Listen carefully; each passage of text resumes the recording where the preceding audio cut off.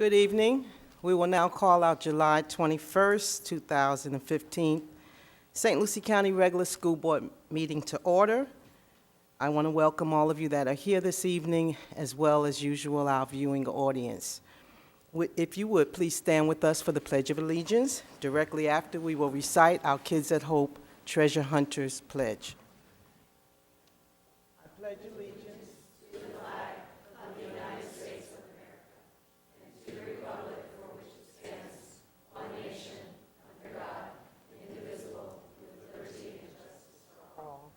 our Treasure Hunters Pledge.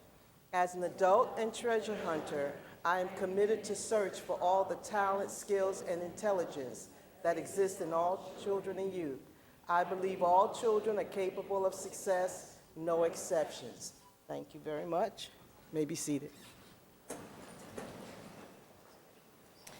At this time, we would like to introduce our new superintendent to St. Lucie County Schools, Mr. Wayne Gent, and we will take the oath of office and officially accept you as in the office of superintendent. Welcome, Mr. Gent. We are very happy to have you as our next leader and superintendent, and would you please stand with Attorney Dan Harrell as he leads you in the official acceptance of your new position.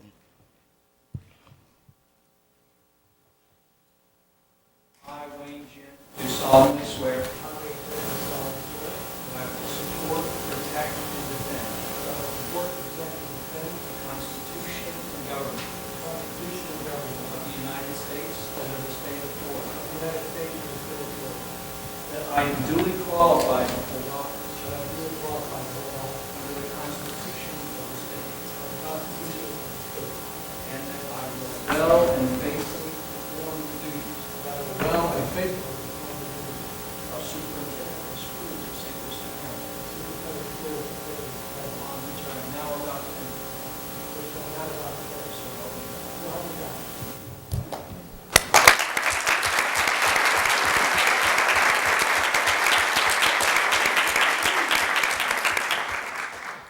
We are so excited, Mr. Gent, to have you as our new superintendent. Also, we want to welcome Mr. John Prince as Deputy Superintendent of Schools. Is he here this evening? If so, would you please stand?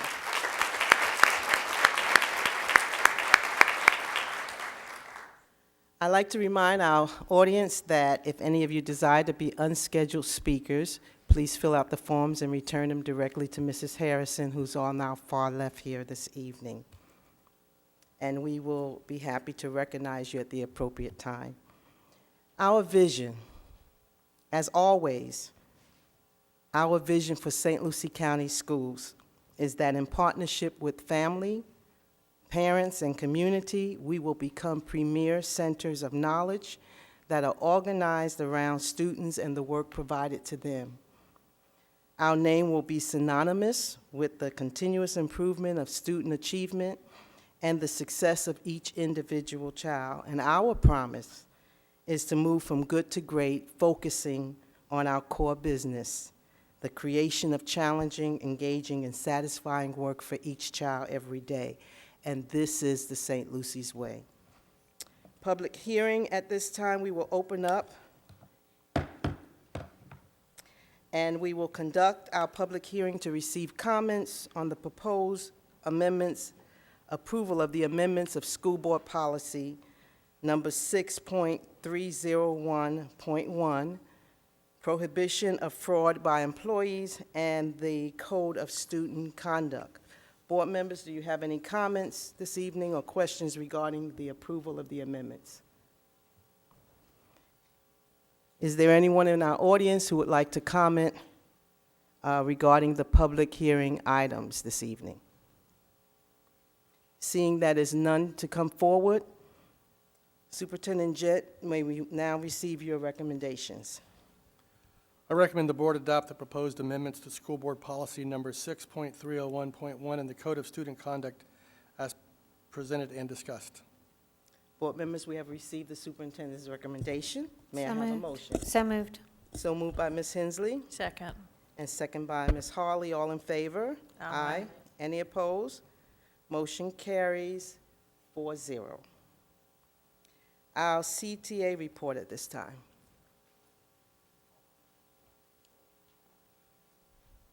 Good evening, Ms. Rodriguez. Good evening. Good evening. And to Superintendent Wayne Gent, I say welcome home. Glad to have you here. Some of you may not know, but Wayne Gent interviewed me for my very first job in St. Lucie County and somehow managed to convince me to beg to do the yearbook at Port St. Lucie High School. So I won't hold it against you, but we are happy to have you here. In the last 21 days since Mr. Gent's arrival, we have seen a number of positive signs as a union that the district will be moving in a forward collaborative motion. In our July special newsletter to our members, which I believe all the board members received, we reminded our members that it may take a little while for the concerns of the past to be taken care of, so it's been really refreshing to see the lightning speed that things have been addressed as we've brought them to Mr. Gent and Dr. Prince's attention. And we believe that the solutions that have been come up with so far are reasonable and ones that we can support, both with personnel and with practice. It's given our membership and the union leadership a sense of hope and optimism that we haven't had for quite some time about the future of this district and about being a part of a collaborative solution for this district. I'm encouraged also by what we perceive as a renewed commitment on the part of the district's negotiating team to work in a collaborative fashion, and the number of signed agreements that we've had in the last 6 weeks evidences that, probably more in the last 6 weeks than we've had in the last 2 years. Of course, we're still working on compensation and benefits for employees, and I want to remind our board, something that you already know, we have to make a dent in the deficits that we have in both of those areas in our district in order to recruit and retain teachers to come to our district, which is still obviously a concern.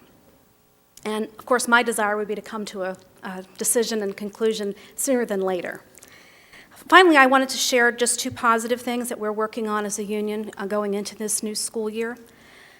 The first is the new Teacher Depot sponsored by our union's retired chapter, which you may or may not be familiar with. They do this at the new teacher orientation, and all of our new hires will be able to shop the depot for free and pick up free and gently used new items and gently used items that have been donated by either retiring teachers or other teachers that are just looking to clean out their space. And so those are some office products and classroom books and bulletin board supplies and a variety of other things.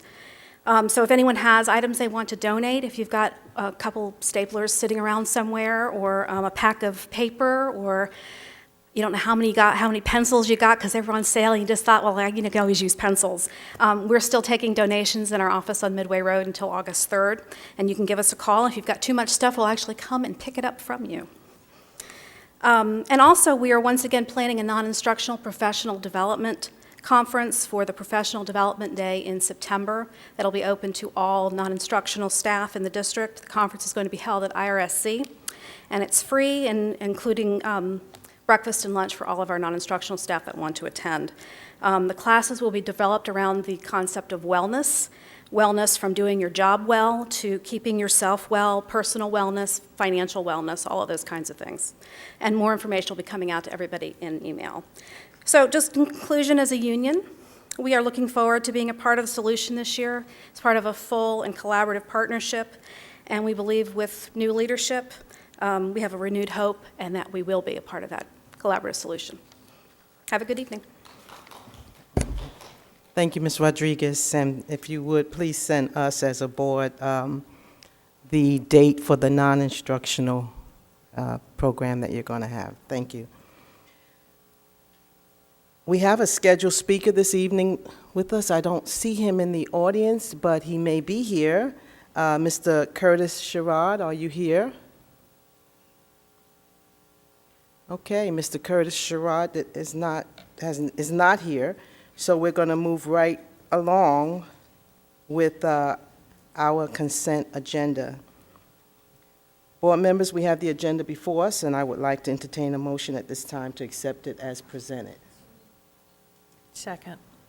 So moved by Ms. Hilson and second by Ms. Hawley. All in favor? Aye. Any opposed? Motion carries 4-0. Board members, are there any conflicts that you need to declare on any of the items that may be coming forward this evening? Hearing none, Mr. Superintendent, may we have your recommendations? Recommend approval of the consent agenda as submitted. We've received the superintendent recommendations. Are there any items, board members, that you want to comment on or discuss, and therefore pull out for separate vote? No? Okay, hearing none, we have received the recommendations. May I hear a motion? So moved. So moved by Ms. Hilson, Second. second by Ms. Harley. All in favor? Aye. Aye. Any opposed?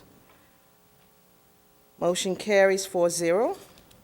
And now we go right into our new superintendent's update. Thank you, Madam Chair. Appreciate the comments from Vicki and the CTA, and I did recommend her to the principal at that time for the yearbook sponsor. A lot of folks don't know, I don't want to start a debate, but the yearbook sponsor and the football coach, if you probably looked at their duties, you would find that they both spend comparable amount of time doing that, and she did a fabulous job with the yearbook. I don't believe the football team did quite as well back then, but so it was a good time. This afternoon, we had a reception here for me, and I was just really blown away by the amount of folks that came out and the support from the community and the staff members, and I wanted to say thank you for coming out, and I don't promise, I didn't memorize everyone's name, but I was really trying to put a name with a face, and I appreciate the folks that came out. I'm very excited to be here in St. Lucie County. I want to thank the board for this opportunity to serve and for giving me this opportunity, something that I don't take lightly. The last several weeks I've been out in the community. We had an Education Development Board reception last week down in Port St. Lucie, and that went very well and was well attended. I've met with many of the leaders in the community. We'll continue to do so for the next several weeks, more so just listening than talking, and looking forward to the opportunities that we have for growth in our community. I've talked about 4 core messages that I will have. Number 1 will be on teaching and learning. Our core mission is teaching and learning. Our teachers are under a lot of pressure.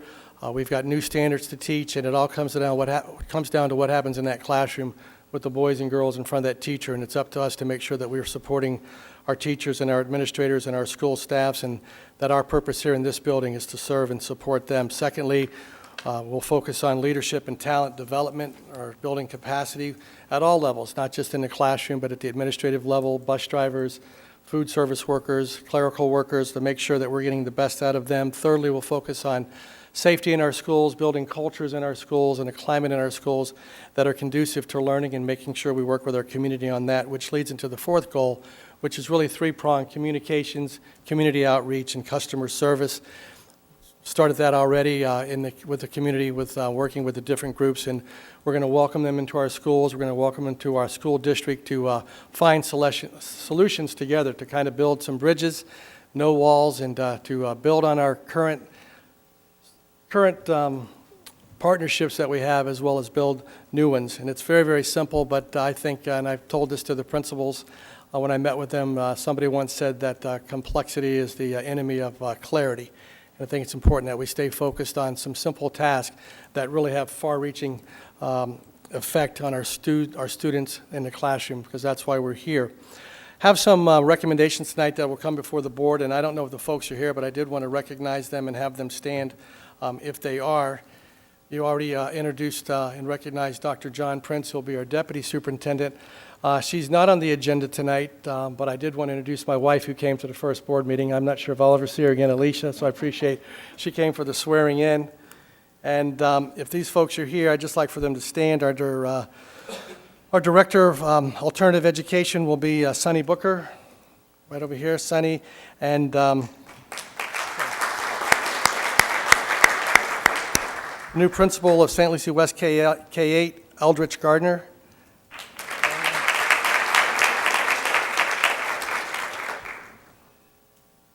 Director of School Renewal, coming out of the school, Aretha Vernette.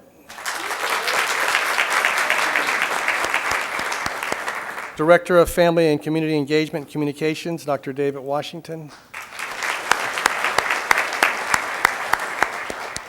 Director of Recruitment and Retention, Patty Galloway.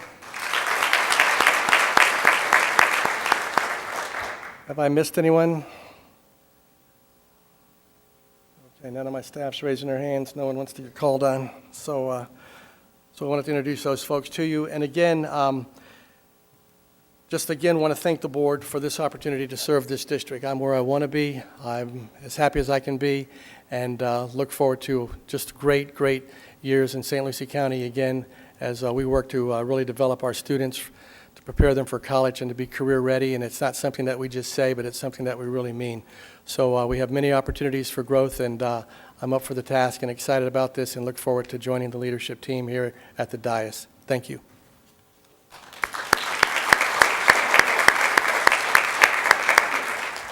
Before we continue with our agenda, I have seen Mr. Curtis Sherrod come in, and we had already done the special speaker time and moment, but scheduled speaker rather.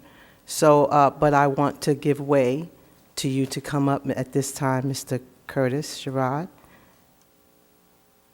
and welcome to St. Lucie County School Board. Thank you.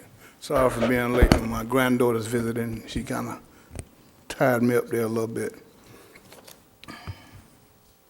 Mr. Sherrod, I will remind you that, I'm sure you know, but it's 5 minutes as scheduled speaker, and our attorney will keep track of time. Mr. Gent, school board members, fellow citizens of St. Lucie County, the clock is ticking. I filed my last brief on 6/29, and the 11th Circuit usually acts within 6 weeks of the last docket entry on the case. The sad part of this is that Mr. Lanner could have avoided this situation entirely by simply telling me to go back to work. Since when I first came before you in October 2009, the position that I had been terminated from was still open. And by that time, the state auditors had confirmed my claims because the Fort Pierce Regional Detention Center fell from 10 out of 10 performance indicators under Mrs. Thornton to only 6 out of 10 under Mrs. Clark. And you had already moved Mrs. Jones to a position as a co-teacher at Westwood. So it is clear that Mr. Lanner and Mr. Bonner, Mr. Slager, knew by this time that either Ms. Jones didn't know what she was doing or didn't care about the kids, because she was demoted from lead teacher and ESC chair at the detention center to not being trusted to run her own classroom at Westwood. This is just one of the lines of questions that I will be following at trial. I mention the trial because there's a 66 2/3 chance that we will either go to trial or I will win outright, because you have failed to answer several questions of material fact that you would have to prove at trial. Therefore, under Federal Rules of Civil Procedure, Rule 56, the 11th Circuit could simply rule that you have lost. However, it is much more likely they will remand the case for trial. Now, to be perfectly honest, there's a 33% chance that the court will throw the case out. It boils down to whether or not you want to gamble with the taxpayers' money, because at that point, due to your continued intransigence, I will not be inclined to settle. Therefore, the district will be facing a judgment of 6 years of back pay, plus 3 years of front pay, plus $119,000 for the house that I lost in Palm Beach County, or if you prefer, the $89,000 it was sold for, plus the $20,000 I put into it fixing it up, and the $10,000 of mortgage payments until I lost it. Any way you count it comes to $119,000, plus the $167,000 I lost in my retirement fund, amounts to a grand total of $861,700 in monetary damages. Keep in mind that when I was out of work for 1 year in Palm Beach County, the damages for pain and suffering was $350,000. And that was without the ADA violation, which shows malicious intent, even if the court rules that I can't recover for ADA violation, and I lost my time in Palm Beach County. I lost my home in Palm Beach County, where both my children grew up, and where my grandson, who passed away from SIDS, had his first full bath in a bassinet at the kitchen sink, just like his father and aunt did. Without that, they awarded me $350,000 in pain and suffering. You add just that amount, it comes to $1.2 million. Mr. Gent, like it or not, you have 3 problems. One I've already described. The second is the high turnover rate in teachers. If I understand the situation correctly, this is a county with quite close to 50% black enrollment, and you are putting young teachers in the classroom who have been educated in the same racist paradigm / curriculum that teaches young black males to hate themselves to the extent that they're killing each other in the street. And white males like Dylan Roof, Darren Wilson, George Zimmerman, and many police officers as well, that all black males are inherently dangerous and that they are justified in killing them because they feel threatened. So young teachers in the classroom think that most of the black and brown students are inherently inferior morally, so they don't know how to behave in class, academically, so they can't perform in the classroom, and then you tell them that they're going to be held responsible if their students don't achieve. I mean, that's the bottom line. And what is your solution? More of the same training, and you expect a different result. Benjamin Franklin said that was the definition of insanity at least 165 years ago. I know that I can help. This is why I spent 4 years pleading with you. I didn't want to sue you. Mr. Lannon gave me no choice. In conclusion, the third and final problem is that I am not Ronald Lyson. This is not my first trial. Mr. Gent, if you don't think I'm capable, I suggest you call Palm Beach County Legal Department and speak to Iola Moses. Because should this matter go to trial, I will serve as my attorney without a day of law school, while your attorney will be trying to convince a jury that I, who attended Winston-Salem State University, which was named Winston-Salem State Teachers College for the 47 years immediately preceding my enrollment there, am an incompetent teacher. I'll be sending the entire board follow-up information. Mr. Gent, I hope that you will read it carefully and will call me with the will to finally settle this matter. I am a reasonable man. All I want to do is recover some of my losses, support my family, and let my wife retire from that 120-mile round trip to Palm Beach County every day.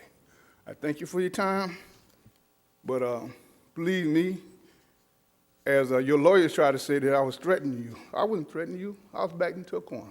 I had no choice. That was the promise. And I will see this to the end. And like I took Palm Beach County to court for a decade, you can go too. Thank you. Thank you, Mr. Sherrod. Attorney Harold, do you have any comments this evening? Okay, board members, we will begin our updates with Ms. Hensley. I really don't have an update, but I will remind you that the Maasai tribe, their greeting, no matter what their circumstances are, their official greeting is, "And how are the children?" And our response, as theirs is that all the children are well. It is our job to make sure that all of our children are well. Thank you, Ms. Hensley. Ms. Hilson. Just want to welcome Mr. Gent, and I'm so pleased at the turnout. It's been overwhelming with the community and staff coming forward to welcome he and his wife to the school board. And one thing I want to reach out to all of us to be aware, and I'm sure you are aware of what the governor's pen did when he cut thousands and thousands of dollars to our community, the HANDS program, the Boys and Girls Club, Big Brothers, Big Sisters, all these organizations that are the safety net for our children. These have been cut massively. And so we, again, have to be the doctors and nurses and moms and dads and all those things we already are, but we have to do more because there's less to do with for these children. These are our children. So in the upcoming year, we just have to, I guess, dig in and do the very best we can do. But I have grave concern about the monies that have been lost in the state of Florida to, I suppose, every community, but this community was hard hit. And the more we do with STEM training, which is shocking to me that our governor vetoed things to do with all the STEM training and the water and so forth, but all of that goes together to build healthy, strong, intelligent children. So everything that's done, we are the village. So thank you so much. Thank you, Ms. Hensley. Ms. Hawley. And I have no report as well, but again, thank you to our employees and our staff that came today for the meet and greet of the new superintendent. The place was packed. I didn't know if anyone was coming, and we had a full house show up to meet up one-on-one with our new superintendent, and we want to say thank you for being so supportive and coming out this evening. We do not have any scheduled speakers at this time come before us. We will end the meeting once again with the reminder of our mission statement here in St. Lucie County. The mission of St. Lucie County Schools is to ensure that all of our students graduate from safe and caring schools equipped with the knowledge, the skills, and the desire to succeed. Our next board meeting will be held next Tuesday. We will have a board meeting next Tuesday because we have not met in the month of July, and we need to have at least 2 board meetings during that month. So next Tuesday, July 28th, we will meet again for our board workshop meeting. At this time, we are adjourned. Good night.